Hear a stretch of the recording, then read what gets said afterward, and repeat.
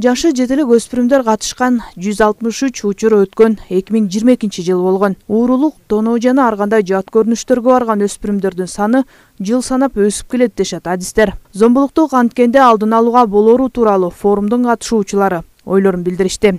Биз ушул мамлекеттик органдар канчалык көп пландарды иштеп чыгып, ошолор менен иш алып барып жатканыбыз аздык болуп жатат. Себеби ушул биз анализдеп көрсөк, ушул зордук, зомбулук бул үй бүлөлүк тарбиядан, ошол үй бүлөнүн өзүнүн үй бүлөлүк баалуулуктарынан, улуттук нарктан, ошол үй бүлөдөгү боюнда бар кезинен баштап эненин балага болгон жан сезиминдеги тарбиядан башталат экен да. Ошондуктан ушул ар бир үй бүлөлүктүн мурунку биздин бала кезибиздегидей кыргыздын чыныгы үй бүлөлүк баалуулуктарына сугарылган үй бүлө эч качан зордук, зомбулукка кабылбайт. Балага тарбия берүүнүн башаты ар кандай терс иштерге түрткү болгон жагдайлар үй бүлөлүк зомбулук маселеси күндүн темасы катары каралды. Жеринде түшүндүрүү иштерин жүргүзүү менен окуучулар жана студенттердин суроолоруна жооптор берилди.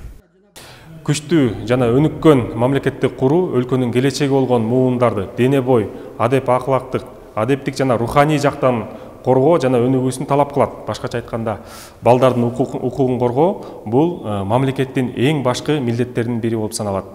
Мындай шартта прокуратура органдары менен катар билим берүү чөйрөсүндөгү мекемелер балдардын укуктарын жана мыйзамдык узукчулуктарын коргоо чөйрөсүндө олуттуу ролду ойнойт. Ысык Көл областынын прокуратура органдары тарабынан бүгүнкүдөй иш-чара уюштурулууда.